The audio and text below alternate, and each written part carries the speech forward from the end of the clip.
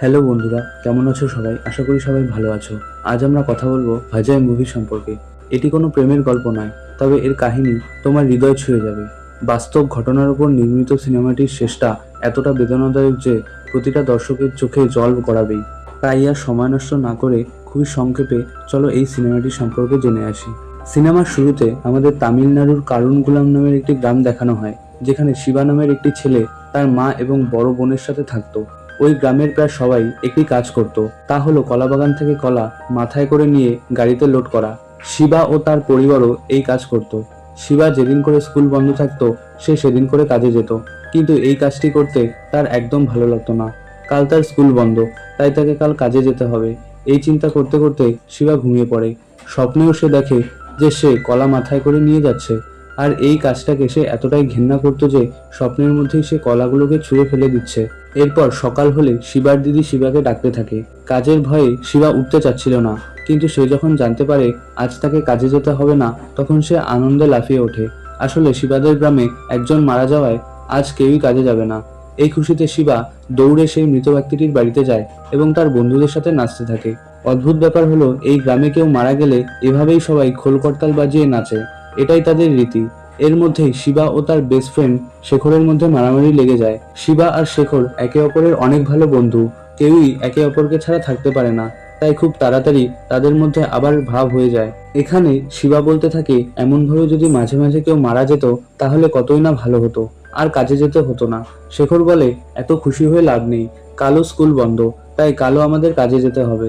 এরপর শিবার মা কলাবাগানের ম্যানেজারের থেকে কিছু টাকা ধার চায়, কিন্তু শিবার মার কাছে আরো টাকা পায় বলে ম্যানেজার টাকা দিতে সরাসরি না করে দেয়। কিন্তু সেখানে কামি নামে একজন ম্যানেজারকে বুঝিয়ে বললে তিনি শিবার মাকে অগ্রিম কিছু টাকা দিয়ে দেয়। পরদিন সকালে একটি লরি আসে সবাইকে নিয়ে যাওয়ার জন্য। শিবাও সবার সাথে লরিতে ওঠে। শিবা মুখ গোমড়া করে থাকে, কারণ এখানে তার খুব ভারী ভারী কলার কাঁদি বহন করতে হয়। এত ভারী জিনিস বহন করার ফলে তার কাঁধ আর হাত পা ব্যথা হয়ে যায়। কাজ থেকে ফিরলে শিবার মা আর দিদি তার হাত পা টিপে দেয়। পরদিন স্কুলে ক্লাস চলাকালীন শিবা গুনগুন করে গান গাইছিল, তাই টিচার তাকে আর শেখরকে ক্লাস থেকে বের করে বারান্দায় হাঁটু গেড়ে বসিয়ে রাখে। সেখান দিয়ে স্কুলের এক সুন্দরী ম্যাম যাচ্ছিল, যার নাম পুঞ্জতি। এই ম্যামটিকে শিবা অনেক পছন্দ করত, তাই শিবা বলেই ফেলে, ম্যাম আজ আপনাকে খুবই সুন্দর লাগছে। ম্যাম হেসে বলে, পাকা ছেলে একটা, এক থাপ্পড় দেবো, বলে সেখান থেকে চলে যায়। যাবার সময় ম্যামের রুমালটি নিচে পড়ে যায়। শিবা তখনই রুমালটি তুলে তার পকেটে ঢোকায়। শেখর যখনই এটা ম্যামকে বলতে যাবে তখনই শিবা তার মুখ চেপে ধরে। অন্যদিকে আমরা দেখি কামির নেতৃত্বে গ্রামের সবাই একজোট হয়েছে। বর্তমানে কলাবাগানে কাজ করে তারা যেটা মজুরি পাচ্ছে সেটা দিয়ে ঠিকঠাক কারোর সংসার চলছে না, তাই তাদের একটাই দাবি, সেটা হলো মজুরি বাড়াতে হবে, নইলে তারা ধর্মঘট করবে। মালিকপক্ষ কামির কথা না মানলে পরদিন গ্রামের সকলে মিলে ধর্মঘট শুরু করে। বাধ্য হয়ে কলাবাগানের মালিক সেখানে উপস্থিত হয়। প্রথমে মালিক মজুরি বাড়াতে অস্বীকার করে, কিন্তু কামি বলে মজুরি না বাড়ালে কাল থেকে কেউই কাজে যাবে না, আর মালিকের যদি শহর থেকে শ্রমিক আনতে হয় তাহলে তার দ্বিগুণ খরচ পড়বে। তাই কলাবাগানের মালিক কামির কথা শুনতে রাজি হয়। এরপর স্কুলে ম্যাম হোমওয়ার্ক চেক করার সময় শিবার খাতায় কুঞ্জতি ম্যামের সেই রুমালটি পায়। ম্যাম তাকে এ বিষয়ে জিজ্ঞাসা করলে শিবা বলে এটা তার দিদির রুমাল, তার কাছে রাখতে দিয়েছে। শিবা তখনকার মতো বেঁচে গেলেও একটু পর সেখানে পুঞ্জতি ম্যাম আসেন এবং তিনি তার রুমালটি দেখে চিনতে পারেন। এরপর পুঞ্জতি ম্যাম শিবাকে জিজ্ঞেস করে যে সে এটা কোথায় পেয়েছে। এখানেও শিবা বলে যে এটা তার দিদির রুমাল। এমনকি সবাইকে বিশ্বাস করানোর জন্য সে তার মায়ের দিব্যিও খায়। ম্যাম কিছুটা অবাক হয় আর রুমালটা সেখানে রেখে চলে যায়। ক্লাস শেষ হলে শেখর বলে, তুই মিথ্যা কথা বলে মায়ের দিব্যি দিলি কেন? শিবা বলে, আরে আমি তো এমনি দিয়েছি। শেখর বলে, জানিস না আমাদের গ্রামের সুন্দর মিথ্যা দিব্যি খেয়েছিল বলে তার মা মারা যায়। শিবা এখানে খুব ভয় পেয়ে যায় আর দৌড়ে পুঞ্জতি ম্যামের কাছে যায় রুমালটি ফেরত দেওয়ার জন্য। ম্যাম এখানে বলে, আমি জানতাম এটা আমার রুমাল, কিন্তু তুমি এটা কেন নিয়েছিলে? শিবা বলে, আসলে প্রথম দিন যেদিন আপনাকে দেখেছিলাম সেদিন আপনাকে আমার ভালো লেগে যায়, তাই আপনার স্মৃতিচিহ্ন হিসেবে আমি আপনার রুমালটি নিয়েছিলাম। ম্যাম হেসে বলে, খুব পেকেছিস না, এক মারবো। তিনি আরো বলেন, ঠিক আছে, আমার রুমাল তুই রাখতে পারিস, কেউ জিজ্ঞেস করলে বলবি এটা আমার দিদির রুমাল। শিবা খুব খুশি হয়ে দৌড়ে সেখান থেকে চলে যায়। এরপর স্কুল থেকে ফেরার সময় শিবা ইচ্ছা করে পায়ে কাটা ফোটায়, যাতে তার কাল কাজে যেতে না হয়। তাই পরদিন শেখর কাজে গেলেও শিবার যেতে হয় না। কাজে যাওয়ার আগে শিবার মা শিবাকে গরু দেখাশোনার দায়িত্ব দিয়ে যায়। সেই মতো শিবা গরুকে নিয়ে মাঠে চলে যায়। গরু ঘাস খাচ্ছিল আর শিবা শুয়ে শুয়ে মনের সুখে গান করছিল। তখনই মাঠের পাশ দিয়ে শিবার ক্রাশ অর্থাৎ পুঞ্জতি ম্যাম যাচ্ছিল। শিবা চট করে গরুটাকে গাছের সাথে বেঁধে ম্যামের সামনে যায়। ম্যাম শিবার খবর নেয়। এখানে শিবা জানতে পারে ম্যাম ধান ভাঙতে যাচ্ছে, তাই সে ম্যামের সাথে যেতে চায়। তাই ম্যাম শিবাকে স্কুটারের সামনে বসিয়ে ধান ভাঙতে নিয়ে যায়। ধানের মিলে ম্যামের সাথে শিবার একটা ভালো সময় কাটে। এরপর ফেরার সময় ম্যাম তাকে সেখানে ছেড়ে যায় যেখানে সে গরু চড়াচ্ছিল। কিন্তু শিবা দেখে যেখানে সে গরুটিকে বেঁধে রেখেছিল সেখানে গরুটি নেই। শিবা চারিদিকে গরুটিকে খুঁজতে থাকে। সেখানে একটি লোক গরু চড়াচ্ছিল। শিবা তাকে জিজ্ঞেস করলে তিনি পাহাড়ের উপরে গিয়ে খুঁজতে বলেন। শিবা তার কাটা পা নিয়ে পাহাড়ে ওঠে, কিন্তু সে কোথাও তার গরুটিকে পায় না। তাই সে একটি মন্দিরে গিয়ে প্রার্থনা করতে থাকে যাতে সে তার গরুটিকে পেয়ে যায়। এমন সময় সেখানে কামি চলে আসে। এখানে কামি বলে শিবার গরু ম্যানেজারের খেতে ঢুকে ফসল খাচ্ছে, গরুটি এখন তার কাছেই আছে। অন্যদিকে আমরা দেখি ম্যানেজার শিবাদের বাড়িতে গিয়ে শিবার মাকে যা নয় তাই বলে অপমান করছে। এখানে গ্রামের লোকজনও জড়ো হয়ে যায়। এত লোকজনের সামনে কলাবাগানের ম্যানেজার শিবার মাকে কথা শোনাতে থাকে। এমন সময় সেখানে শিবা ও কামি চলে আসে।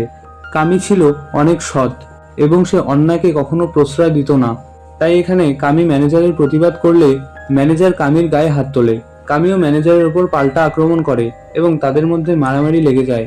পরিস্থিতি খারাপ দেখে শিবার মা তার শেষ সম্বল কানের দুল জরিমানা বাবদ ম্যানেজারকে দিয়ে দেয়। এতে ম্যানেজার কিছুটা শান্ত হয়ে সেখান থেকে চলে যায়।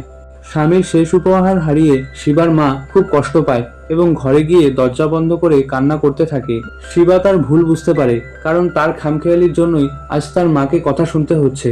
তাই সে তার মার কাছে ক্ষমা চায় আর কথা দেয় এর পরদিন থেকে সে নিয়মিত কাজে যাবে। শিবার মাও তখন শিবাকে ক্ষমা করে দেয় আর নিজের ছেলে মেয়েকে জড়িয়ে ধরে।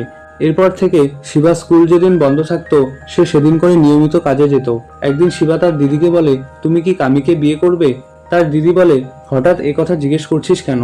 শিবা বলে, আসলে কামিকে আমার অনেক ভালো লাগে, সে সবসময় আমাদের পাশে এসে দাঁড়ায়, তাই তুমি বিয়ে করলে কামিকেই করো। এখানে শিবার দিদি একটু লজ্জা পায়, কারণ সে কামিকে পছন্দ করত, এমনকি কামিও শিবার দিদিকে পছন্দ করত। তাদের মধ্যে খুব একটা কথা হতো না ঠিকই, কিন্তু তাদের চোখ বলে দিত যে তারা একে অপরকে পছন্দ করে। এরপর একদিন স্কুলে শেখর জানতে পারে পুঞ্জতি ম্যাম সেলাই ভালো জানে। তাই শেখর ইচ্ছে করে শিবার শার্টটি ছিঁড়ে দেয়। এটা জানতে পেরে শিবা শেখরের উপর ভীষণ রাগ করে। শেখর বলে, পুঞ্জতি ম্যাম ভালো সেলাই জানে, তাই তুই শার্টটা তার কাছ থেকে সেলাই করে নে। শিবা প্রথমে ভয় পায়। এরপর তারা একে অপরের শার্ট বদল করে। শেখর শিবার শার্ট পরে ম্যামের কাছে যায় এবং ম্যামকে সেলাই করে দিতে বলে। ম্যাম রাজি হয়। পরিবর্তে তিনি শিবা আর শেখরকে মেহেদি পাতা এনে দিতে বলে। এরপর বাড়িতে গিয়ে শিবা দেখে তার মা খুব অসুস্থ। শিবার মা বলে, আমি খুব অসুস্থ, তাই কদিন আমি কাজে যেতে পারবো না, তাই তুমি আমার হয়ে কয়েকদিন কাজে যাবে। এই কথা শুনে শিবা অনেক রাগ করে এবং সেখান থেকে চলে যায়। পরদিন শিবা আর শেখর পুঞ্জতি ম্যামের বাড়িতে শার্ট আনতে যায়। ম্যাম খুব সুন্দর করে তাদের শার্টটি সেলাই করে দিয়েছে। পরিবর্তে তারা ম্যামকে অনেক মেহেন্দি পাতা দেয়। এরপর স্কুলের একটি প্রোগ্রামে অংশগ্রহণ করার জন্য ম্যাম নাম নিতে আসে। এখানে ম্যাম একটি শর্ত রাখে, যে ভালো পড়াশোনা করে সেই একমাত্র অংশগ্রহণ করতে পারবে। তাই এখানে শিবা বাদে সবাই বসে পড়ে আর ম্যাম তার নাম লেখে আর বলে, রবিবার করে তুমি স্কুলে ডান্স প্র্যাকটিস করতে আসবে। এরপর আমরা দেখি শিবার মা তাদের গরুটি বেচে দিচ্ছে, কারণ তিনি অনেক কয়েকদিন কাজে যেতে পারেনি, তাই ম্যানেজারের টাকা শোধ করতে গরুটি বিক্রি করতে হয়েছে। একথা যখন শিবা জানতে পারে তখন সে অনেক কষ্ট পায় এবং কান্না করতে থাকে। এরপর রাতে শিবা তার দিদিকে বলে, কাল আমার স্কুলে নাচের প্র্যাকটিস আছে, তাই আমাকে স্কুলে যেতে হবে। শিবার দিদি বলে, ঠিক আছে, আমি কাল মাকে বলবো। পরদিন শিবার দিদি তার মাকে এসব বলে। শিবার মা বলেন, ম্যানেজার এখনো অনেক টাকা পায় আর আমিও কয়েকদিন কাজে যেতে পারিনি, তাই তোমাদের কাজে যেতেই হবে। তাই না চাইতেও শিবাকে কাজে যেতে হয়। রাস্তায় শিবার দিদি শিবাকে বলে, তুই এখন চুপ করে গাড়ি থেকে নেমে সোজা স্কুলে যা, আমরা যখন ফিরবো তখন তুই আমাদের সাথে চলে আসবি। তখন শিবা কামিকেও সব কথা বলে। কামি তাকে গাড়ি থেকে নামিয়ে দেয়। এরপর শিবা সোজা তার স্কুলে যায় এবং পুঞ্জতি ম্যামের সাথে নাচের প্র্যাকটিস করে। স্কুল থেকে আসার সময় শিবার অনেক খিদে পেয়েছিল, তাই সে একটি কলা বাগানে ঢুকে কলা খেতে থাকে। তখনই বাগানের মালিক এসে কলা খাওয়ার অপরাধে তাকে মারতে থাকে। শিবা সেখান থেকে কোনো মতে দৌড়ে পালায়। এরপর সে বাড়িতে এসে দেখে তার মা ঘুমাচ্ছে। সে রান্নাঘরে ঢুকে ভাত নিয়ে ভাত খেতে থাকে। তখনই তার মা রান্নাঘরে এসে শিবাকে বলে, তুই কাজে যাসনি? শিবা তার মার ভয়ে সব সত্যি কথা বলে দেয়। শিবার মা শিবার উপর এত রাগ করে যে তাকে মারতে মারতে বাড়ি থেকে বের করে দেয়। শিবা দৌড়তে দৌড়তে একটি নদীর কাছে আসে আর সেখানেই শুয়ে পড়ে। পরদিন সকালে শিবা যখন গ্রামে আসে তখন সে দেখে গ্রামে পুলিশ আর অ্যাম্বুলেন্সে ভর্তি আর সবাই হাহাকার করছে। তখন আমাদের ফ্ল্যাশব্যাকে নিয়ে যাওয়া হয়। কাল রাতে বাড়ি ফেরার সময় ট্রাক ড্রাইভার ঝিমিয়ে ঝিমিয়ে গাড়ি চালাচ্ছিল। এক সময় ড্রাইভার তার কন্ট্রোল হারিয়ে ফেলে। তখনই একটা বড় অ্যাক্সিডেন্ট ঘটে। ট্রাকটা উল্টে চাষের জমিতে গিয়ে পড়ে। অনেক মানুষ ছিটকে বাইরে পড়ে বেঁচে গেলেও কিছু মানুষ ট্রাকের নিচে পড়ে সেখানেই মারা যায়, যাদের মধ্যে শিবার দিদি আর কামিও ছিল। এরপর বর্তমান সিন দেখানো হয়, যেখানে শিবার অনেক খিদে পেয়েছিল, তাই সে রান্নাঘরে গিয়ে খাবার খেতে থাকে আর তার দিদির জন্য কান্না করতে থাকে। তখন সেখানে শিবার মা আসে আর শিবাকে দেখে কান্নায় ভেঙে পড়ে। শিবা ভাবে হয়তো তার মা আবার তাকে মারবে, তাই সে খাবার ছেড়ে দৌড়ে সেখান থেকে পালিয়ে যায়। শিবার একটা কাকা তাকে অনেক থামানোর চেষ্টা করে, কিন্তু শিবা তার কথা না শুনে শরীরের সব শক্তি দিয়ে দৌড়তে থাকে। দৌড়তে দৌড়তে শিবা একটা কলা বাগানে এসে পৌঁছায়। শিবা আর চলতে পারছিল না, তাই সে সেখানেই পড়ে যায়। শিবার চোখ অন্ধকার হয়ে আসে, আর যে কলাকে সে এত ঘেন্না করত সেই কলা বাগানেই শিবা তার শেষ নিঃশ্বাস ত্যাগ করে। এরপর আমরা দেখি এক শোকাহত মা তার মৃত দুই সন্তানকে কোলে শুইয়ে পাথরে পরিণত হয়েছে। আর এত মর্মান্তিকভাবেই এই সিনেমাটি শেষ হয়।